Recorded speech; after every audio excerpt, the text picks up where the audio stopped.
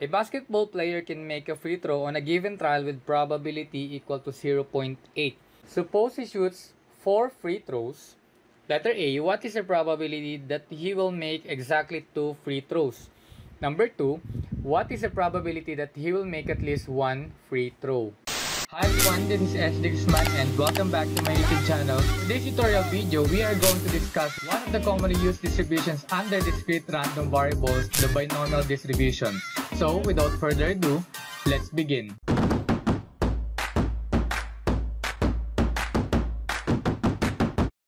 Many experiments results in dichotomous responses. Pag sinabi nating dichotomous, andyan yung mga two possible alternatives like yes or no, pass, fail, defective or non-defective, male or female. So, a simple example of such an experiment is the coin toss experiment. A coin is tossed a number of times, say 10 times. Bawat toss results in one of two outcomes, pwedeng head or pwedeng tail. And the probability of observing each of these outcomes remains the same for each of the 10 tosses, lalo na kapag fair coin. So, kadalasan, ang hinahanap natin kapag coin toss experiment is yung number of heads observed. The random variable that represents the number of successes in n trials for a binomial experiment is called a binomial random variable.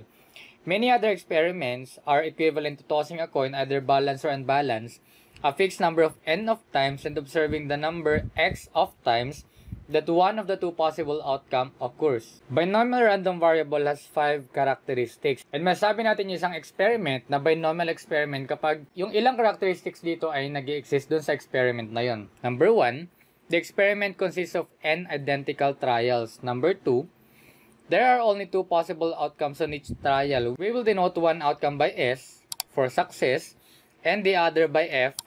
Nire-represent ng F is yung failure. Number 3, the probability of S remains the same from trial to trial. This probability is denoted by P, small p, and the probability of F is denoted by Q, which is equal to 1 minus P. Number 4, the trials are independent. And lastly, we have number 5, the binomial random variable X is the number of S in n trials. So let's take example number 1. There are 1,000 adults. An unknown proportion of P from this population favors election. A sample of 1,000 adults will be chosen in such a way that every one of the 1 million adults has an equal chance of being selected. And each adult is asked whether he or she favors election. Is this a binomial experiment? Para masagot natin yan, dapat yung characteristics nito ay nagmi-mirror dun sa characteristics ng binomial random variable natin. So number 1, a trial is a choice of a single adult from the 1 million adults. Yung sample natin consists of 1,000 identical trials, meaning isang characteristic na yun na siya ay binomial experiment. So, n natin is equal to 1,000. And pangalawa, there are two outcomes that represent the successes and failures in the binomial experiment. So, pag pinili natin, so dito sa 1,000 na to, let's say, nag-interview tayo ng isa, pwedeng favor siya, pwedeng hindi. So, dalawa lang yung nire-represent niyang outcome. Pwedeng success or pwedeng failure. Pangatlo, the probability of success P is the probability that an adult favors election. Yung probability ba na to is the same for each adult is a sample? So, the answer is yes. For example, kung meron tayong 500,000 na adults in the population na nagfe-favor sa election, ibig sabihin, yung probability of success natin when the first adult is chosen is 500,000 over 1 million, and this is 1/2. When the second adult is chosen, the probability P changes slightly, onti na lang, depending on the first choice. That is, there will be either 499,999 or 500,000 successes left among the 999,999 adults. In either case, yung P natin is still approximately equal to 1/2. Again, the probability remain the same for each adult in the sample. Isang characteristic again yun for a binomial random variable or binomial experiment. Number 4, the independence of the trials is guaranteed because of the large group of adults from which the sample is chosen. Again, yung probability ng adult favoring election does not change depending on the responses of previously chosen people. And lastly, the random variable x is the number of adults in the sample who favor election. So, because these 5 statements satisfies the 5 characteristics reasonably well for all practical purposes, it can be viewed as a binomial experiment.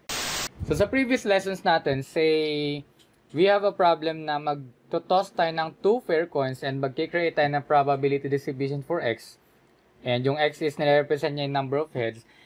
Pwede natin i-consider yung ganong example as a binomial experiment with ang n natin is equal to 2 and ang probability of success natin is 1/2 since dalawa lang naman, we have heads and tails.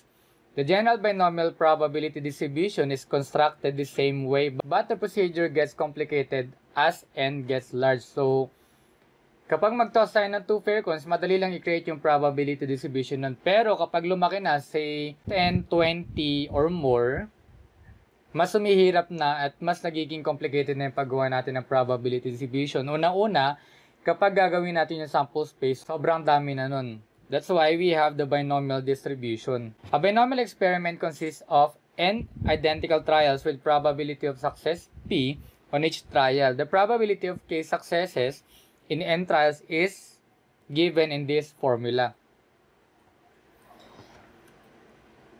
Etong part na to is the combination principle or combination formula. And eto rin yan. So, sa calculator, pwede natin i-direct ito. And if we're going to solve it manually, ito ang gagamitin natin. For the binomial random variables mean, variance, and standard deviation, the random variable x, the number of successes in n trials, has a probability distribution with this center and spread. So, ito yung kanilang formula for the mean, variance, and standard deviation ng binomial random variable. For the mean or the expected value, ito. And for the variance, ito yan. And again, this is our standard deviation. Example number 2, find p of x is equal to 2 or simply the probability of x equals 2 for a binomial random variable with n equals 10 and p equals 0.1. Again, yung p is the probability of success natin.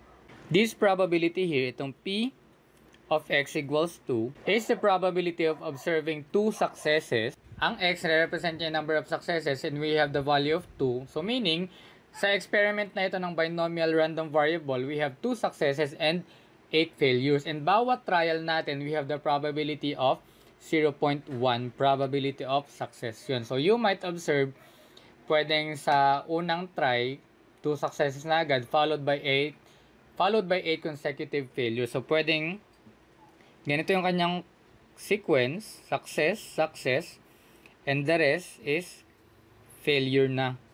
Since yung P natin is the probability of success and yung Q natin is the probability of failure, this particular sequence has a probability P, P, Q, Q, P square, Q raised to 8. However, many other sequences also result in 2 successes. Pwedeng nasa uli yung dalawang success, pwedeng nakagitna or whatever. So, madami. So, the binomial formula uses yung combination nga natin kanina to count the number of sequences and gives the exact probability when you use the binomial formula with k or x equals 2. So, the formula p of x equals 2 is equal to yung combination natin, NC R. Ang R natin is yung X or yung K. We have 10C 2 times ang probability ng success natin is 0.1 and nag-occur siya ng 2 beses lang times the probability of failure natin. Of course, since dalawa lang naman ang ating main probability, the success and the failure, ang probability natin ng success is 0.1. To solve for the probability of the failure, this is Q equals 1 minus P. And this is 0.9. Lalagay natin dito ay 0.9. And 8 times nag-occur yung failure. So, solving, P of x equals 2 is equal to, this is also equal to 10 factorial over 2 factorial times 10 minus 2 quantity factorial times 0.1 square times 0.9 raised to 8. And finally, the probability for x equals 2 or the binomial experiment na merong dalawang successes is equal to 0.1937. So this is the answer for example number 2. A basketball player can make a free throw on a given trial with probability equal to 0.8. Suppose he shoots 4 free throws. Letter A, what is the probability that he will make exactly 2 free throws?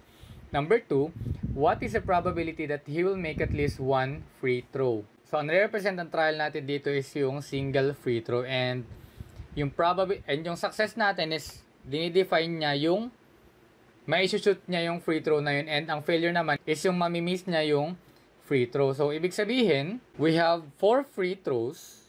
Ang n natin is equal to 4, and ang probability ng success or ang probability na masushoot niya yung free throw is equal to 0.8. If we assume that the player's chance of making the free throw does not change from shot to shot, yung number of x of times that he makes the free throw is a binomial random variable. So for letter A, what is the probability that he will make exactly 2 free throws? Kapag ka exactly, like example number 1, this is x directly equal to 2 kasi exactly, and ang formula is NCR ulit, or simply NCX times P raised to X times Q raised to N minus X. This is equal to, ang N natin is 4, C or the combination of 2 successes times the probability of success na 0.8 raised to X, and 2 yun. Ang probability of failure natin, of course, this is Q equals 1 minus P, complement, this is equal to 0.2. So, 0.2 ang lalagay natin dito, and this is raised to 2 then kasi we have 4 trials, dalawa yung success and dalawa yung failure. So, this is 4 factorial over 2 factorial times 4 minus 2 quantity factorial times 0.8 square times 0.2 square, and ang probability ng P of X is equal to 2 natin, or the probability that he will make exactly 2 free throws is equal to 0.1536, or in percentage, this is 15.36%. For letter B, the probability that he will make at least 1 free throw. So pag nilagay natin yan, this is P, at least 1. Or in numerical, this is P of X greater than or equal 1. Pag kasi sinabing at least, pwedeng 1 or more. 1 or more, ibig sabihin nun is probability of 1 plus probability of 2 plus probability of 3 plus probability of 4. So, continuing, ilalagay natin lahat ito with the formula na ito. So, this is, for probability of 1 success, this is 4C1. Ang 4 natin is yung number of trials, and yung 1 is yung successes. So, times 0.8 raised to 1 times 0.2 raised to 3 plus probability of 2 naman, this is 4C2, 0.8 raised to 2, and this is 0.2 raised to 2 plus the probability 4C3 times 0.8 raised to 3 times 0.2 raised to 1 plus 4C4 times 0.8 raised to 4 times 0.2 raised to 0. The probability of x greater than or equal 1, or at least 1 free throw, is equal to 0.9984. So, alternate solution dito is pwede natin gamitin yung complement probability. P of x greater than or equal 1 is equal to 1 minus probability of 0. Pwede rin ganyan. Same answer ang makukuha natin. So, this is example number 3. Example number 4. A fair die is rolled 8 times. Find the probability that no more than 2 sixes come up. When we say no more than 2 sixes come up, could be yung success natin is equal or less than 2. So, pag sinulat natin yan, we have P of x less than or equal to. Where yung x natin is nagre-represent pa rin sa success. Itong probability of x less than or equal to ay pwede natin i-write as the probability of 0, x is equal to 0, plus probability of x is equal to 1, plus the probability of x is equal to 2 since 0 to 2 yung kanyang success. And ang gagawin ulit natin yan is same lang din dun sa ginawa natin sa example number 3. So this is, ang n natin is 8 times, and ang probability of success natin for a fair die is, dahil 6 sila, kapag kinumpute natin yung probability sa bawat sample point, sa sample space na gagawin natin, ilang beses na natin na-encounter yung ganitong problem, ang sample space ito is 1, 2, 3, 4, 5, 6, and ang probability sa bawat sample point is 1 over 6. So yun yung probability of success dito. 1 over 6. And of course, ang probability of failure natin is 1 minus P. So Q now is equal to 5 over 6. For probability of 0, this is NCR ulit. And this is 8C0 times the probability of success na 1 over 6 raised to 0 times the probability of failure na 5 over 6 raised to 8. Plus, for probability of 1 success, this is 8C1 times 1 over 6 raised to 1, dahil isang success, times the probability of 5 over 6 raised to 7 na lang. 8 minus 1.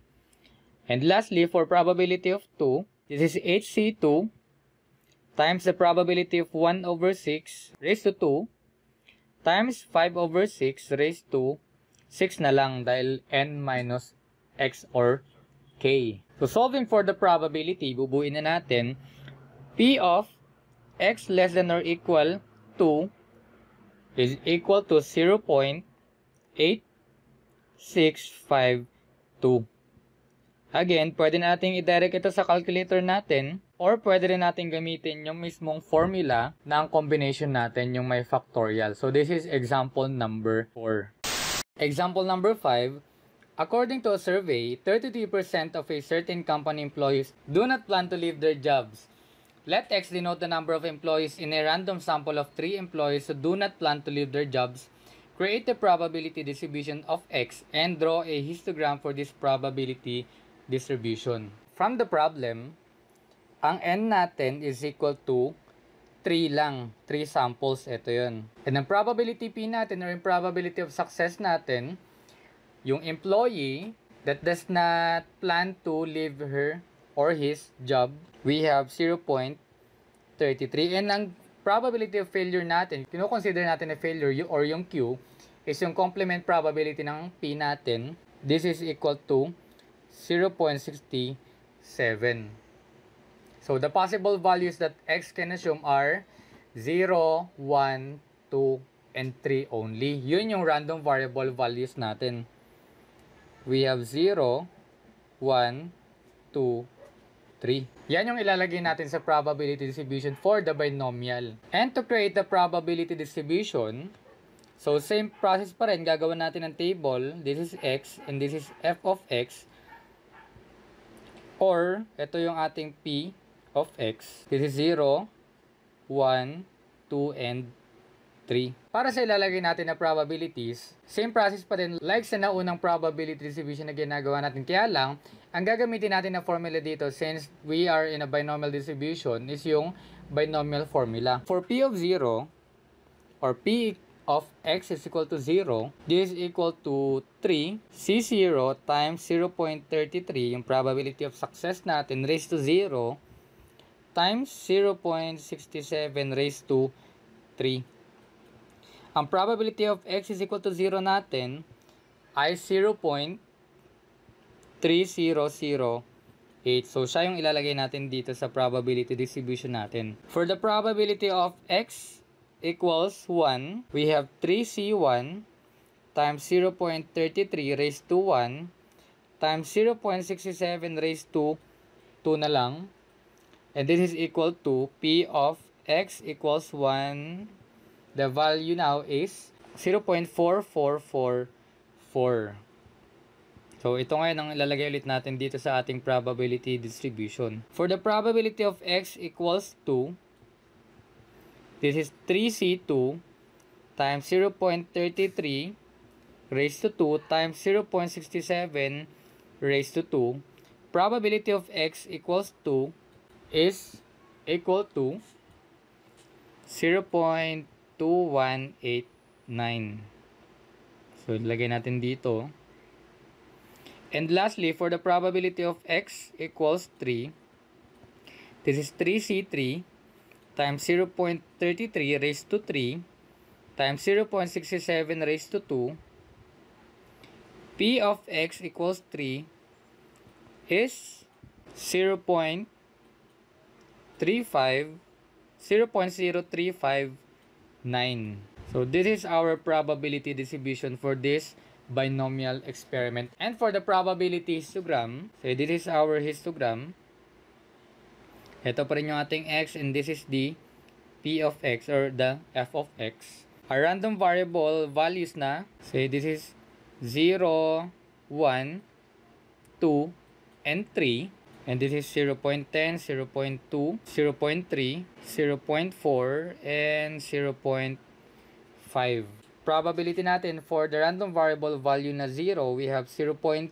Nandito siya sa gawin na yan. For 1, we have for the random variable value na 2. For the random variable value na 3. So this is the probability histogram for this experiment. And this is example number 5. Example number 6.